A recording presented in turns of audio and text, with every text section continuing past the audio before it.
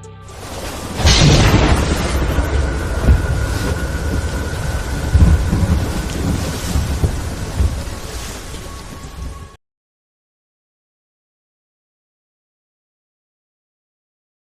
विद्यार्थी मित्रांनो, Pritam sir Sai commerce academy या युट्यूब चॅनलवर तुम्हा सर्वांचे हार्दिक स्वागत.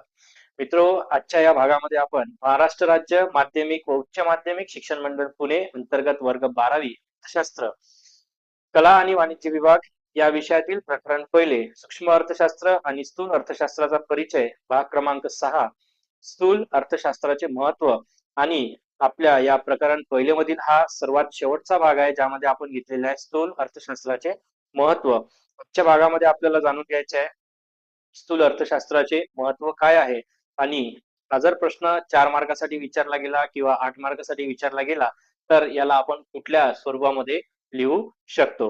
चला तर मित्रो, जाणून घेऊया स्थूल अर्थशास्त्राचे महत्व काय आहे.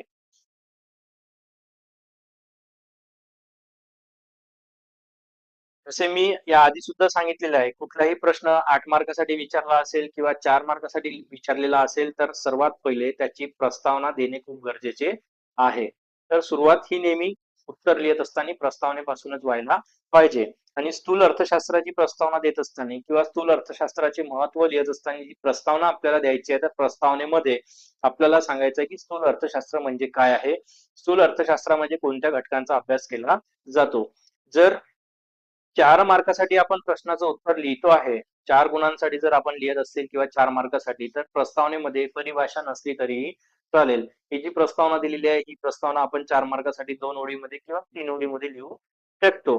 परंतु जर 8 मार्कासाठी आपल्याला उत्तर द्यायचं आहे, तर 8 मार्कासाठी उत्तर लिहित असताना आपल्याला परिभाषा म्हणजेच व्याख्या देणे गरजेचे राहील, जेणेकरून आपला 8 पैकी 8 मार्काचा आणि चांगला स्कोअर होऊ शकतो.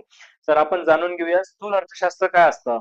तर स्थूल अर्थशास्त्र हे संपूर्ण अर्थव्यवस्थेतील एकूण घटकांच्या वर्तनाचा अभ्यास करणारी अर्थशास्त्राची एक शाखा आहे, ज्यामध्ये एकूण घटक कुठले, तर एकूण घटकामध्ये एकूण रोजगार, राष्ट्रीय उत्पन्न, राष्ट्रीय उत्पादन, एकूण गुंतवणूक, एकूण उपभोग, एकूण बचत, सर्वसाधारण किंमत पातळी, व्यापार चक्रातील चढ-उतार या सर्व घटकांचा समावेश केला जातो. तर आपण याच्या आधी सुद्धा यावर चर्चा केलेली आहे की स्थूल अर्थशास्त्र म्हणजे काय आहे आणि त्या मागील व्हिडिओची लिंक सुद्धा डिस्क्रिप्शन मध्ये दिलेली आहे. तर आपण जाणूया स्थूल अर्थशास्त्राचे महत्व काय आहे. महत्व मध्ये एकूण 7 मुद्दे इथे दिलेले आहेत आपल्याला पुस्तकामध्ये. अर्थव्यवस्थेची कार्यपद्धती कुठल्या पद्धतीने होते, आर्थिक चढ-उतार कशी होते, आर्थिक चढ-उतार म्हणजेच एकतर उत्पन्न वाढत असेल किंवा उत्पन्न कमी होत असेल. तिसरा आणि सर्वात महत्वाचा मुद्दा म्हणजे राष्ट्रीय उत्पन्न. राष्ट्रीय उत्पन्नाचा संबंध हा पूर्णपणे स्थूल अर्थशास्त्राची होतो आहे. त्यानंतर चौथा मुद्दा आहे आर्थिक विकास, पाचवा आहे अर्थव्यवस्थेची कामगिरी, सहावा दिलेला आहे स्थूल आर्थिक चलांचा अभ्यास आणि सातवा दिलेला आहे सामान्य रोजगार पातळी. एक एक करून आपण सगळे मुद्दे जाणून घेऊया. तर पहिला जो मुद्दा आलेला आहे अर्थव्यवस्थेची कार्यपद्धती कशी होते आणि आपल्याला स्थूल अर्थशास्त्राच्या वैशिष्ट्यामध्ये एक मुद्दा आलेला होता परस्परावलंबन. याच मुद्द्याला अनुसरून पण या मुद्द्याची माहिती जाणून घेऊया की अर्थव्यवस्थेची कार्यपद्धती कशी होते. अर्थव्यवस्थेची कार्यपद्धती समजून घेण्यासाठी आपल्याला स्थूल अर्थशास्त्राचा अभ्यास करावा लागतो. स्थूल आर्थिक विश्लेषण आपल्याला आर्थिक व्यवस्थेच्या कार्यपद्धतीची कल्पना देते. हे विश्लेषण व्यापक आणि गुंतागुंतीच्या अर्थव्यवस्थेतील एकूण आर्थिक चलांचे वर्तन कशाला घेऊन चालत आहे, एकूण आर्थिक चलांचे वर्तन काय आहे, कुठल्या पद्धतीने आपली आर्थिक चलने कार्यरत आहे हे समजून घेण्यामध्ये आपल्याला स्थूल अर्थशास्त्र सर्वात महत्वाचं सहाय्य करते, मदत करते आहे. म्हणून महत्वामध्ये आलेलं आहे की अर्थव्यवस्थेची कार्यपद्धती कशी जाणून घ्यायची. तर आता अर्थव्यवस्था कशावर अवलंबून आहे, तर अर्थव्यवस्था अवलंबून असते गुंतवणूक आणि उत्पादन, रोजगार, उत्पन्न आणि आर्थिक वृद्धी. ही आपली संपूर्ण अर्थव्यवस्था आहे. ही पूर्णपणे जे काही चल आपण इथे घेतलेले आहे हे सर्व चल एकमेकांवर अवलंबून आहेत. सर्वप्रथम गुंतवणूक जर वाढली तर उत्पादन वाढेल, उत्पादन वाढेल म्हणजेच रोजगार सुद्धा वाढत आहे. गुंतवणूक वाढली तर व्यवसाय वाढणार, व्यवसाय वाढला तर उत्पादन वाढेल, व्यवसाय वाढणे म्हणजेच काय आपला रोजगार सुद्धा वाढेल. रोजगार वाढल्यामुळे ज्या आर्थिक समस्या आहे, जशी बेकारीची समस्या आहे, दारिद्र्याची समस्या आहे, या समस्या काय होऊ शकतात, आपल्या कमी होऊ शकतात. कारण रोजगार वाढला तर उत्पन्न वाढणार. उत्पन्न वाढणार म्हणजेच आर्थिक वृद्धी आहे आणि उत्पन्न वाढलं की सोबतच काय होत आहे, बचत सुद्धा वाढतं. एकूण बचत राष्ट्राची वाढत गेली की एकूण गुंतवणूक सुद्धा काय होते, वाढते. आणि एकूण गुंतवणूक वाढली की अविकसित देश हा विकसनशील होतो आणि विकसनशील देश हा विकसित व्हायला उशीर होणार नाही किंवा उशीर लागणार नाही.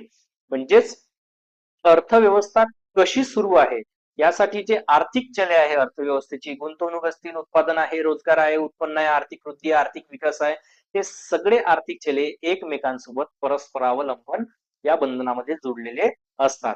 दुसरा मुद्दा आलेला आहे आर्थिक चढउतार. चढउतार म्हणजेच काय आहे, उत्पन्नातील चढउतार. उत्पन्न हे कमी होईल किंवा वाढेल.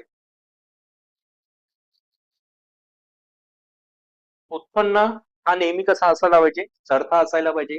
लोकसंख्येच्या हिशोबाने आपले उत्पन्न वाढणे गरजेचे आहे, परंतु असं होईलच असं नाही. उत्पादन सुद्धा लोकसंख्येच्या हिशोबाने आपलं वाढणे गरजेचे आहे. रोजगार सुद्धा वाढणे, म्हणजेच आपल्याला जर विकसित देशाची स्थिती आपल्या राष्ट्रामध्ये घ्यायची असेल तर या सगळ्यांची वाढ होणे गरजेचे आहे. उत्पन्नातील चढउतार असेल, उत्पादन असेल आणि रोजगारातील चढउतारांची कारणे तसेच त्यांचे नियंत्रण कसे ठेवायचे, तीव्रता कशी कमी करायची, स्थूल अर्थशास्त्राचे विश्लेषण मदत करते. बघा, फक्त उत्पन्न वाढणे किंवा उत्पादन वाढणे किंवा रोजगार वाढणे एवढेच नाही, तर याच्यावर नियंत्रण सुद्धा असणे गरजेचे आहे. कारण जर नियंत्रण नसेल तर सर्वसाधारण किंमत पातळी ही सुद्धा नियंत्रणामध्ये राहणार नाही आणि नियंत्रण नसेल तर पुन्हा समस्या, आर्थिक समस्या उद्भवण्याची पूर्णपणे शक्यता आहे. सर्वसाधारण किंमत पातळी जर आपली नियंत्रणामध्ये नसेल तर अशा वेळेस महागाई, मंदी या समस्यांना आपल्याला फेस करावं लागेल. तिसरा मुद्दा आलेला आहे मित्रांनो, राष्ट्रीय उत्पन्न. आणि राष्ट्रीय उत्पन्न हा स्थूल अर्थशास्त्राचा सर्वात महत्वाचा घटक आहे असं म्हटलं तरीही काही हरकत नाही. स्थूल अर्थशास्त्राच्या अभ्यासामुळे राष्ट्रीय उत्पन्न आणि सामाजिक लेखा यांचे अनन्य साधन महत्व समोर आलेले आहे. सामाजिक लेखामध्ये काय आहे, तर सामाजिक लेखामध्ये आपण अंदाजपत्रक बघतो आहे. राष्ट्रीय उत्पन्नाच्या अभ्यासाशिवाय नवीन आर्थिक धोरणांची मांडणी करता येत नाही आणि आर्थिक धोरणांची मांडणी ही अंदाजपत्रकामध्ये केली जाते. कशामध्ये केली जाते मित्रांनो, अंदाजपत्रकामध्ये केली जाते, ज्यालाच आपण बजेट असे म्हणतो. बजेट कॅल्क्युलेट करायचं असेल तर काय, तर आपल्याला सर्वात पहिले आपल्या देशाचं उत्पन्न माहिती असणे गरजेचे आहे. आणि याच अंदाजपत्रकाचे दोन भाग पडतात. एक असतं महसुली अंदाजपत्रक आणि दुसरं राहतं भांडवली अंदाजपत्रक.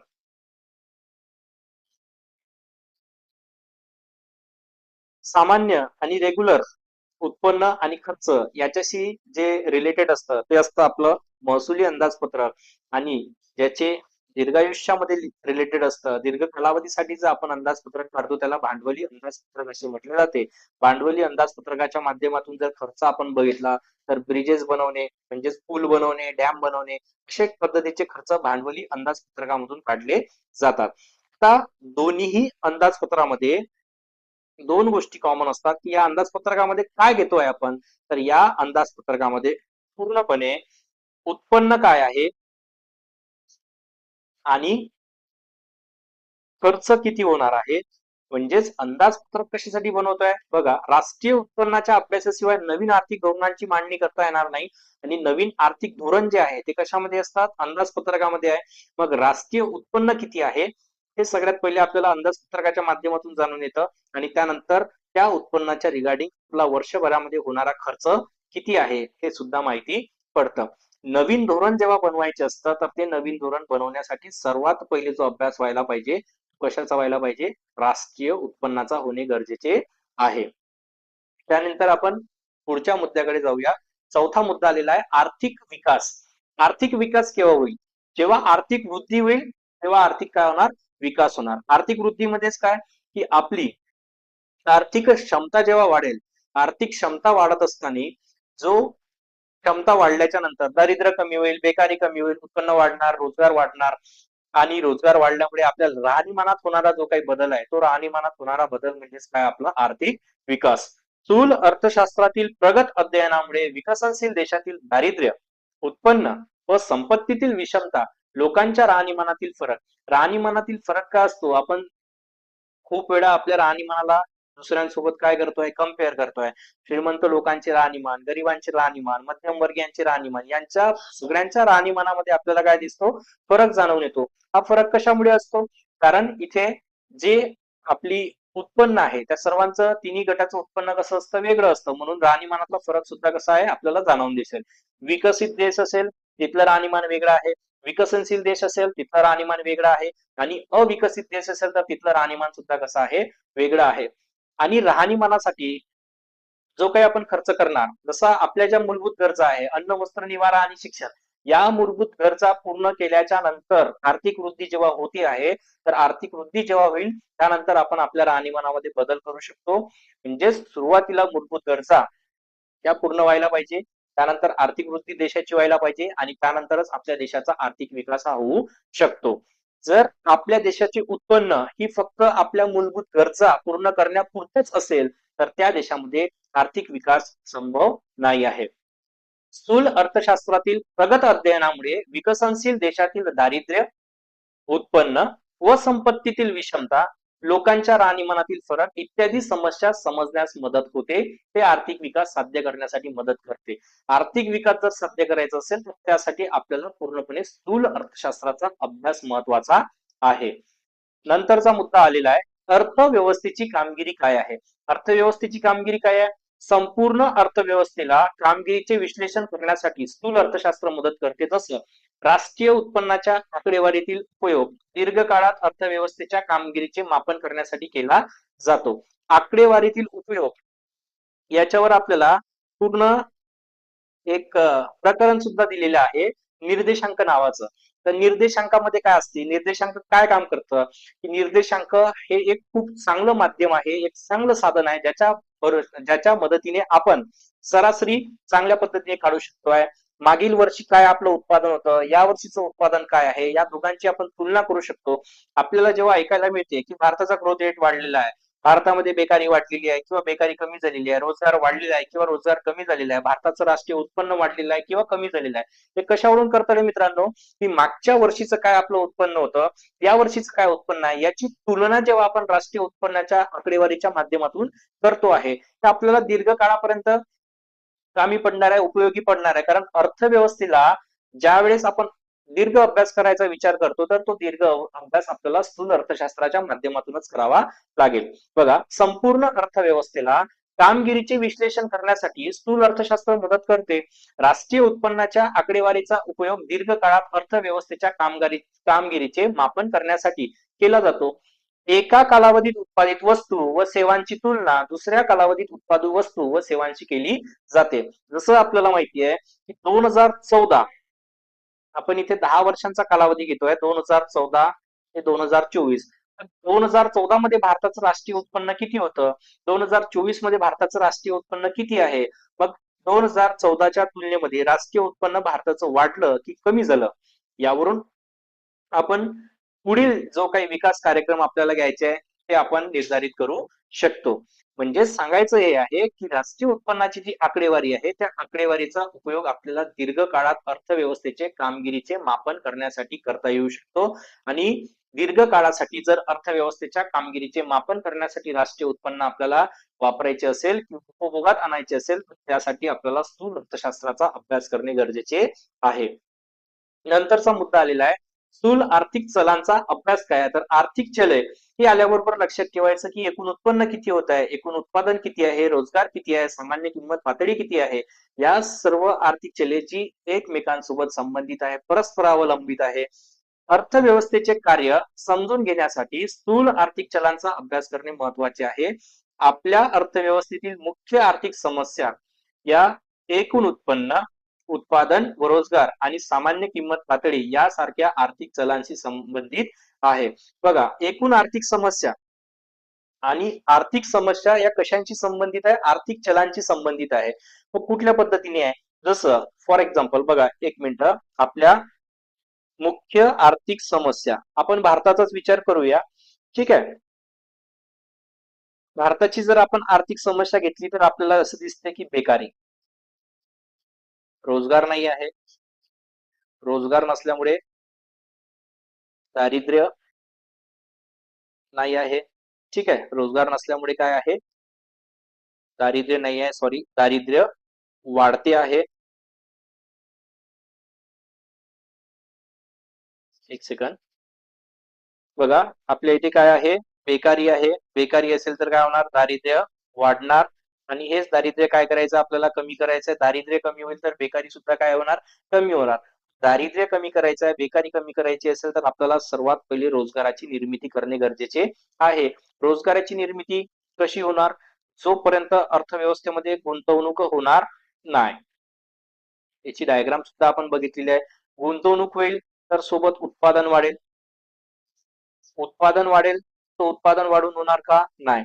उत्पादनासोबत उत्पादन वाढणे म्हणजेच व्यवसाय वाढणे, व्यवसाय वाढलेच म्हणजेच काय होणार? रोजगाराची निर्मिती होईल. रोजगाराची निर्मिती झाली की लगेच काय होणार? आपले उत्पन्न वाढणार. उत्पन्न वाढणार की आर्थिक वृद्धी होईल आणि या आर्थिक वृद्धीसोबत पुन्हा आपली गुंतवणूक काय होणार? वाढणार. आपण मुद्दा क्रमांक 1 मध्येच ही डायग्राम पूर्णपणे समजून घेतलेली आहे. एवढं सांगायचं आहे की कुठल्याही मुख्य आर्थिक समस्या असेल, तर या आर्थिक समस्या सोडवायचा असेल तर आपल्याला आर्थिक चलांचा अभ्यास करणे गरजेचे आहे. कारण संपूर्ण आर्थिक समस्या या आर्थिक चलांशी संबंधित आहे आणि आर्थिक समस्या आणि आर्थिक चलांचा सहसंबंध आपल्याला समजण्याकरिता स्थूल अर्थशास्त्राचा अभ्यास करणे गरजेचे आहे. शेवटचा जो मुद्दा आहे, सामान्य रोजगार पातळी. तर रोजगार पातळी कशी वाढणार?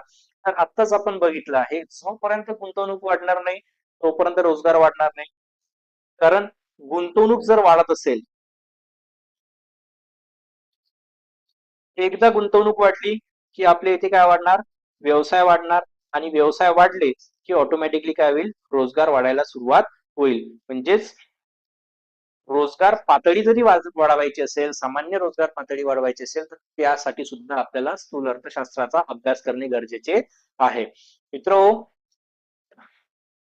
या भागामध्ये आपण बघितले आहे की स्थूल अर्थशास्त्राचे काय महत्व आहे आणि स्थूल अर्थशास्त्राचे महत्व मला चांगल्या पद्धतीने समजले असतील तर चॅनलला लाईक करा, शेअर करा, सबस्क्राईब करा.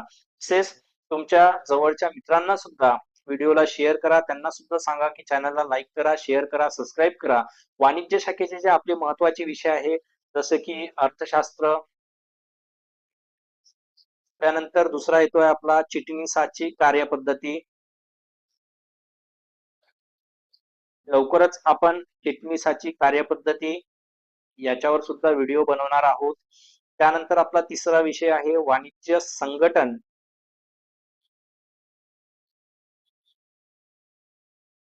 आणि व्यवस्थापन. या विषयाचे सुद्धा व्हिडिओ आपण लवकरच आपल्या चॅनलवर अपलोड करणार आहोत. वर्ग 12वी परीक्षा जवळ येत आहे, तरी सर्व 12वीच्या विद्यार्थ्यांना नम्र विनंती आहे की रिव्हिजन करिता तुम्ही चॅनलवरील व्हिडिओचा पूर्णपणे वापर करावा. चला तर मग विद्यार्थी मित्रांनो, पुढच्या व्हिडिओमध्ये आपण नवीन एका विषयासोबत भेटूया. धन्यवाद.